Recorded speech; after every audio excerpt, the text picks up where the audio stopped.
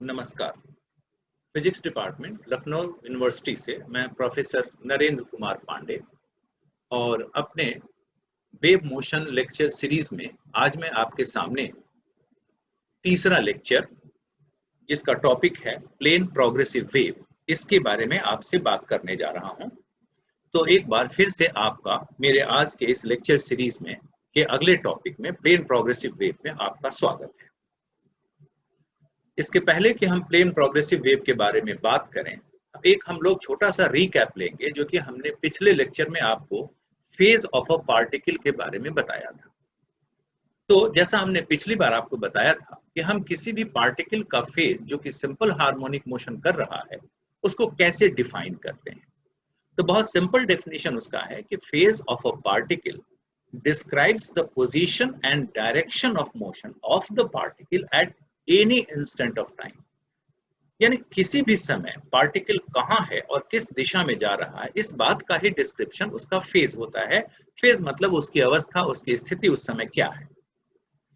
तो हमने ये भी बताया था कि जब कोई पार्टिकल सिंपल हार्मोनिक मोशन कर रहा है, जैसे ये मीन पोजीशन के अबाउट, ये स्प्रिंग मास सिस्टम में ये सिंपल हार्मोनिक मोशन हो रहा है और ये x इज इक्वल टू 0 से पॉजिटिव मैक्सिमम तक जाता है, फिर 0 पर आता है, फिर नेगेटिव मैक्सिमम तक जाता है, फिर 0 पर आता है। तो ये सिंपल हार्मोनिक मोशन एक लीनियर मोशन की तरह यहाँ दिखाया गया है, लेकिन इसका जो फेज है वो फेज एंगल के टर्म में दिखाया जाता है।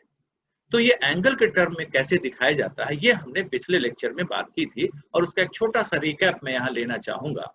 ये आप देख रहे हैं कि ये एक जो सर्कल है, इस सर्कल को हम लोग कहते हैं रेफरेंस सर्कल, और इस रेफरेंस सर्कल पर एक particle omega angular speed, omega radian पर सेकेंड के एंगुलर स्पीड से रोटेट कर रहा है। और ये जो रोटेट कर रहा है तो इसका किसी भी समय जो रेडियस वेक्टर है, इस रेडियस वेक्टर का कंपोनेंट या प्रोजेक्शन या घटक इस y एक्सिस पर अगर हम लेते हैं, तो जैसा हमने पिछली बार बताया था कि जैसे जैसे ये रोटेट करता जाता है वैसे वैसे इसका प्रोजेक्शन का जो पॉइंट है, जो कंपोनेंट है, उसका वैल्यू बढ़ता हुआ पहले जहां 0 से यहां जाता है मैक्सिमम पॉजिटिव, और फिर 0 पर लौटता है, फिर नेगेटिव मैक्सिमम पर जाता है, फिर 0 पर लौटता है।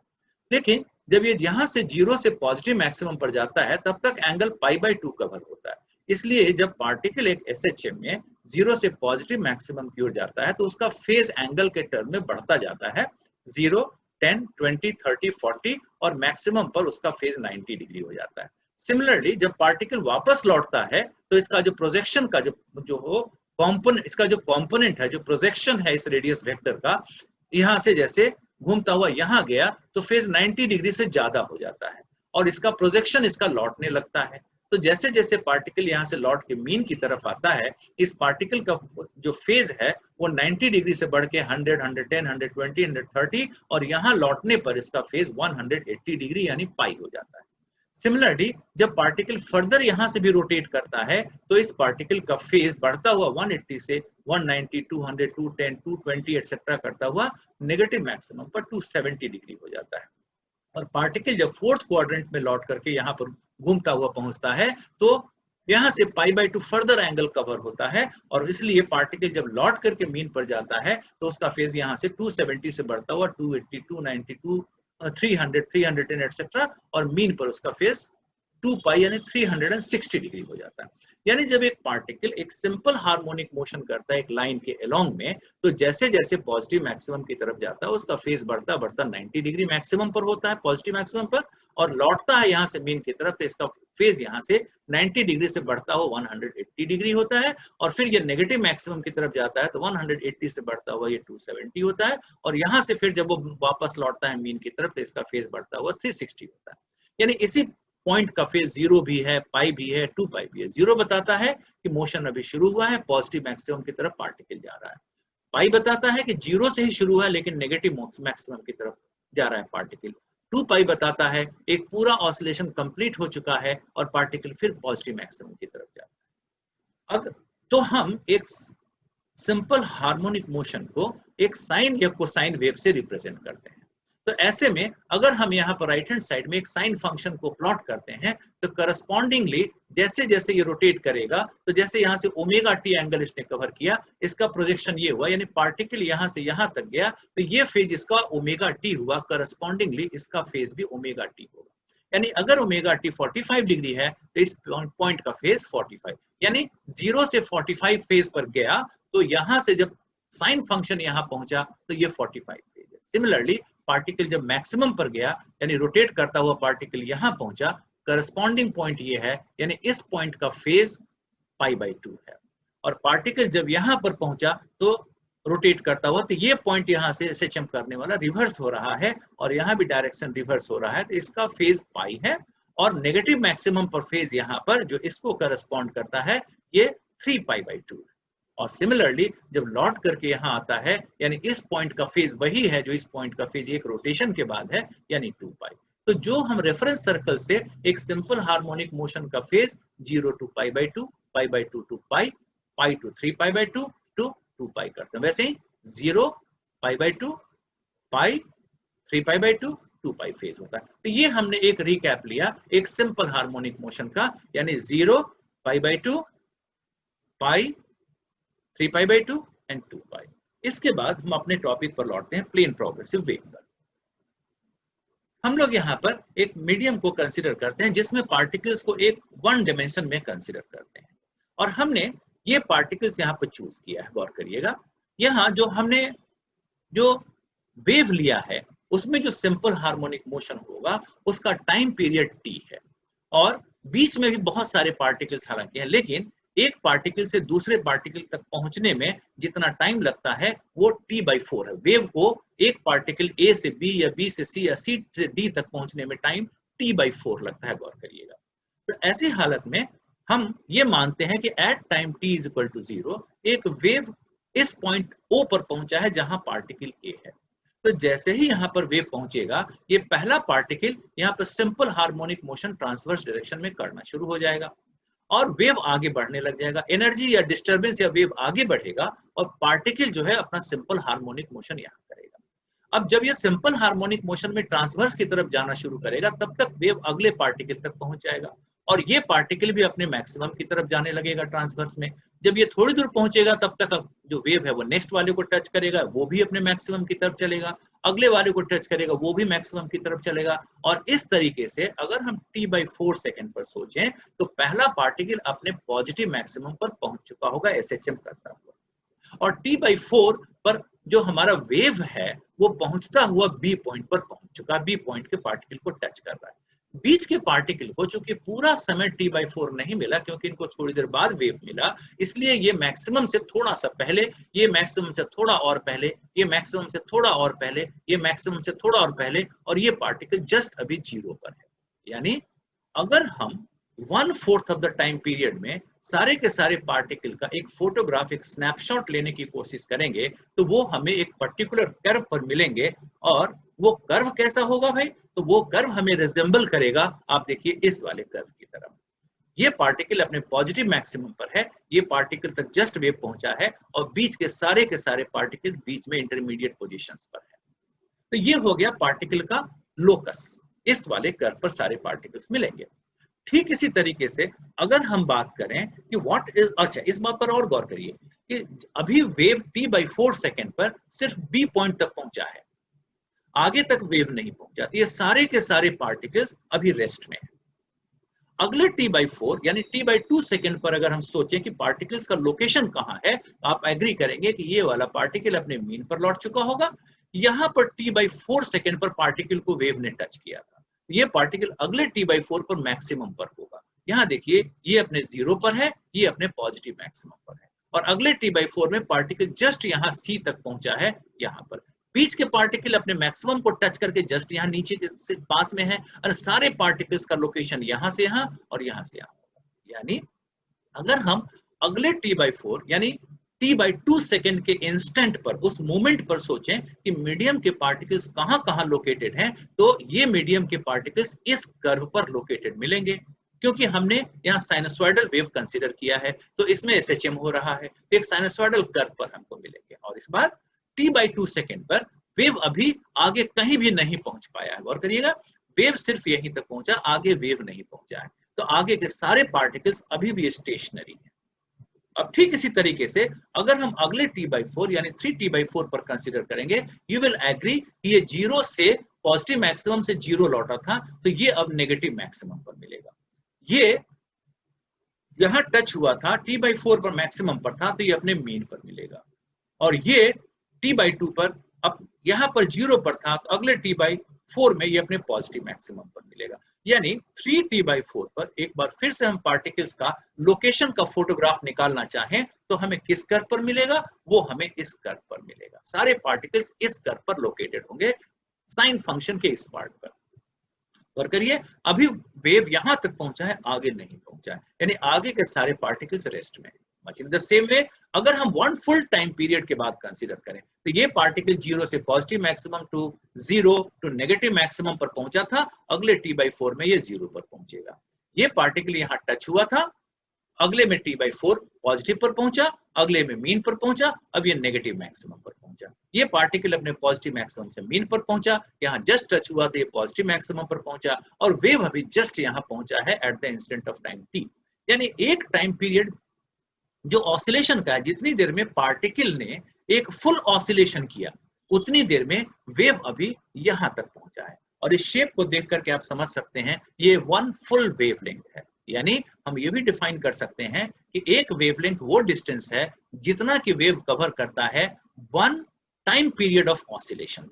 एक टाइम पीरियड में होता है। गौर करिएगा, जब हम वेव का टाइम पीरियड कहते हैं, इसका मतलब है कि उस वेव के आने पर, उस डिस्टर्बेंस के आने पर पार्टिकल्स ऑफ द मीडियम जो SHM करते हैं, उस SHM का टाइम पीरियड ही वेव का टाइम पीरियड कहलाता है। गौर करिएगा, तो ये स्थिति है एट t = t सेकेंड पर, और सब्सिक्वेंटली अगले t/4 पर ये फिर पॉजिटिव मैक्सिमम पर जाएगा, ये फिर मीन पर लौटेगा, ये नेगेटिव मैक्सिमम पर जाएगा, ये 0 पर आएगा, ये पॉजिटिव मैक्सिमम पर जाएगा, और यहाँ जस्ट टच करेगा। और इस तरीके से वेव आगे बढ़ता रहेगा, और ये सारे पार्टिकल अपने मीन पोजीशन के अबाउट SHM करते रहेंगे, सारे पार्टिकल SHM करेंगे।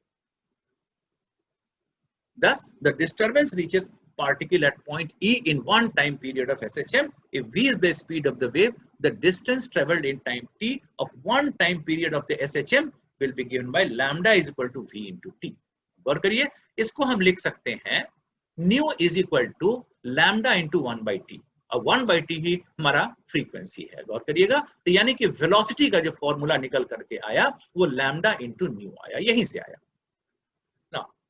अब एक चीज हमको क्लियर है, it is clear that the sinusoidal shape of the wave represents the location of the particle eight in any instant of time. आपने देखा कि ये जो साइन का जो शेप बना है, जो साइनसॉइडल शेप जो हमारा बन करके निकला है, ये शेप हमको बताता है कि जब हम कहते हैं साइन वेव, हम मीन करते हैं कि मीडियम के पार्टिकल जिस कर्व पर located at any instant of time होंगे, वही कर्व डिसाइड करेगा कि उस वेव का नाम क्या होगा। अगर ये साइन कर्व पर है तो ये साइन कर्व कहलाएगा, अगर बाद में हम देखेंगे ये एक ट्रायंगल पर होगा तो ट्रायंगल वेव कहलाएगा, अगर ये स्क्वायर पर होगा तो स्क्वायर वेव कहलाएगा, etcetera etcetera. So what we have, the sinusoidal shape of the wave represents the location of the particles at any instant of time. Thus, when we say sine wave, we mean the shape of the wave, that is the locus of the points is a sinusoidal curve. The displacement of the particle at x is equal to जो O point है, जो origin है, वो हम कैसे represent करते हैं? y is equal to a sin omega t। हम लोगों ने पहले लेक्चर में देखा था कि एक सिंपल हार्मोनिक मोशन जो मीन पोजीशन से शुरू करता है, उसके लिए डिस्प्लेसमेंट का इक्वेशन होता है y is equal to a sin omega t। ना अब हम क्या करें, अब हम कंसीडर करते हैं एक पार्टिकल को, वेव आगे प्रोपेगेट कर रहा है, तो हम बीच के किसी पॉइंट P को कंसीडर करते हैं। जैसे इस फिगर में देखिए, हमने यहाँ पर ओरिजिन से P पॉइंट पर x डिस्टेंस पर के एक पार्टिकल को कंसीडर किया, हमने यहाँ पर कंसीडर किया। हम क्या देखते हैं, यहाँ जो हम कंसीडर करते हैं, तो हम ये समझ लें कि यहाँ से यहाँ तक वेव को आने में टाइम कितना लगा है, x अपॉन v। तो x अपॉन v अगर यहाँ पर वेव आया, तो यहाँ अगर इस समय वेव है, मान लीजिए यहाँ पर 12 बजे के टाइम पर वेव है, और यहाँ से यहाँ तक पहुंचने में इसको 1 घंटा लगा, तो यहाँ पर वेव कब था, 12 घंटा माइनस 1 घंटा इज इक्वल टू 11 आवर्स, यानी 11 बजे यहाँ था। यानी यहाँ पर जो अभी t इंस्टेंट पर वेव है, वो यहां पर t माइनस ये टाइम यानी x बाई v पर यहां था।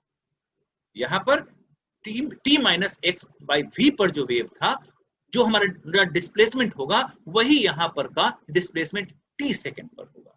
यानी यहां के डिस्प्लेसमेंट का इक्वेशन अगर हम देखें तो y is equal to a sine omega t है। गौर करिएगा, तो ये ओरिजिन पर के का डिस्प्लेसमेंट है।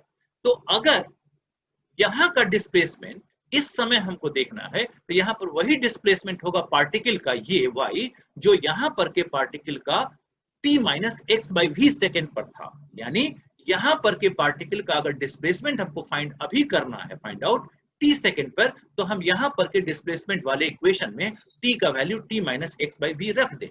अगर हम ये रख देते हैं तो y is equal to a sine omega t में t is equal to t minus x by v रखेंगे तो हमारे डिस्प्लेसमेंट का एक्सप्रेशन आएगा y is equal to a sine omega t minus x by v, जो कि आप यहां पर देख सकते हैं। यानी the displacement of a particle at x distance at the instant of time t is given by y is equal to a sin omega t minus x by v।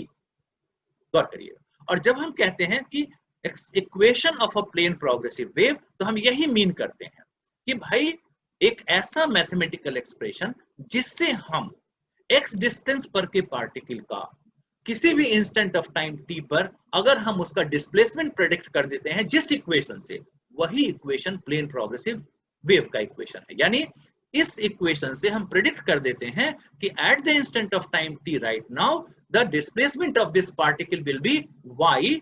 तो ये जो मैथमेटिकल एक्सप्रेशन है यही plane progressive wave का expression कहलाएगा। यानी इसको एक बार फिर से रिकैप्चर करें तो the displacement of the particle at x is equal to o is given by y is equal to a sin omega t।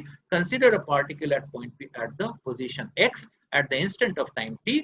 The disturbance that was there at x is equal to 0 reaches x is equal to x in time t is equal to x by v.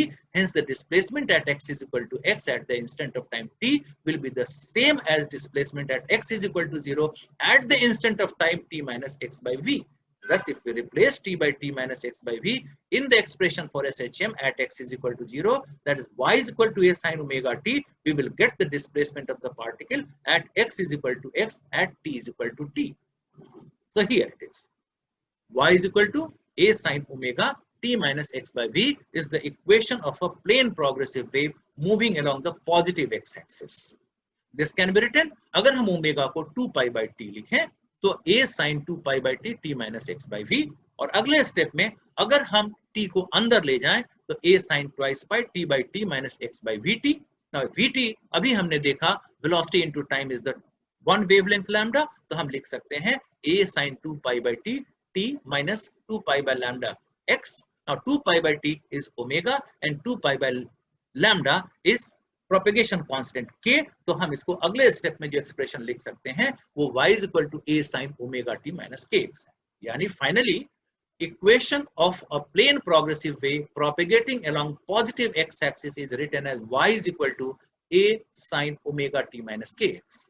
Much in the same way, अगर ये wave जा रहा होता negative x direction में तो omega t minus k x की जगह omega t plus k x हो जाता। यानी equation of a plane progressive wave propagating along negative x-axis is y is equal to a sin omega t plus kx। गौर करिएगा, जो mathematical expression है जो predict कर सकता है x is equal to x वाले पार्टिकल का t is equal to t second पर क्या डिस्प्लेसमेंट होगा, यही mathematical expression equation of a plane progressive wave कहलाता है। So finally equation of a plane progressive wave moving along positive x-axis is y is equal to a sin omega t minus kx, and equation of a plane progressive wave propagating along negative x-axis is y is equal to a sin omega t plus kx। Thus, लोगों ने क्या देखा, in a sinusoidal progressive wave, sin function in x indicates shape of the wave, that is the location of the particles at any instant of time, and time function represents the periodic motion of the particle, that is the simple harmonic motion of the particle। ठीक, time function simple harmonic motion of the particle indicate करता है और x का function उसका shape बताता है। ठीक, अगर वो शेप एक साइनसॉइडल आता है तो वेव साइन वेव कहलाएगा, जस्ट लाइक कि हमारे पास में ये है, ये साइनसॉइडल वेव है क्योंकि locus of the points is a sine curve. लेकिन अगर जिस शेप पर पार्टिकल्स लोकेटेड हैं वो साइन नहीं होकर के एक स्क्वायर होगा तो हम कहेंगे it is a square wave, यानी वेव आया, पार्टिकल्स को डिस्टर्ब किया, पार्टिकल्स का कहां कहां लोकेटेड, एक स्नैपशॉट, एक फोटोग्राफ हम ले किसी भी समय और वो एक स्क्वायर आता है, तो wave is a square wave. Similarly अगर हमारे पास में एक ट्रायंगल के शेप पर पार्टिकल्स लोकेटेड मिलते हैं तो this is a triangular wave, and if it is on a sawtooth curve then it is a sawtooth wave. तो जो वेव का नाम पड़ता है वो नाम पड़ता है उसके शेप से, y as a function of x से। और एक बात और गौर करिए, जो हम कहते हैं फ्रीक्वेंसी ऑफ द वेव, तो फ्रीक्वेंसी ऑफ द वेव वही है जो फ्रीक्वेंसी है हमारे सिंपल हार्मोनिक मोशन, यानी वेव आया, मीडियम के पार्टिकल सिंपल हार्मोनिक मोशन करने लगे, इस सिंपल हार्मोनिक मोशन का जो टाइम पीरियड होगा वो वेव का टाइम पीरियड कहलाएगा। सिंपल हार्मोनिक मोशन का जो हमारा फ्रीक्वेंसी होगा वो वेव का फ्रीक्वेंसी कहलाएगा। गौर करिएगा, तो जो भी हम वेव के बारे में रेफर करते हैं वो बेसिकली हम सिंपल हार्मोनिक मोशन के बारे में रेफर करते हैं। अब हमें क्या मिला, a plane wave seems to travel in a definite direction and has constant value over any plane perpendicular to that। एक बात तो बड़ा अच्छे से समझ लीजिए, जब हम कहते हैं एक साइन वेव, तो आपसे पूछा जाता है कि साइन वेव आखिर मीडियम में चलता कैसे है, तो बहुत लोग कंफ्यूजन में कहते हैं साइन इसका मतलब वेव ऐसे ऐसे चलता होगा। नो, आपने देखा अभी वेव बिल्कुल प्लेन सीधा सीधा चल रहा है, एक डिस्टेंस एक्स डायरेक्शन में चल रहा है। अभी जैसे हमने पॉजिटिव एक्स अगर इधर लिया तो वेव पॉजिटिव एक्स की तरफ सीधा जा रहा है। गौर करिएगा, वेव सीधा जा रहा है।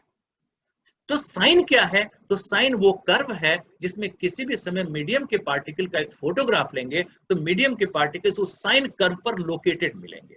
साइन वेव का मतलब ये नहीं है कि वेव ऐसे ऐसे साइन के शेप में जा रहा है।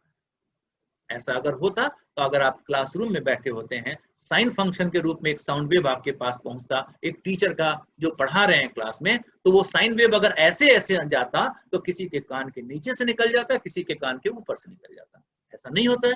किसी भी क्लासरूम में जब टीचर पढ़ाते हैं तो हर दिशा में वेव जाता है और सीधा जाता है सबके पास।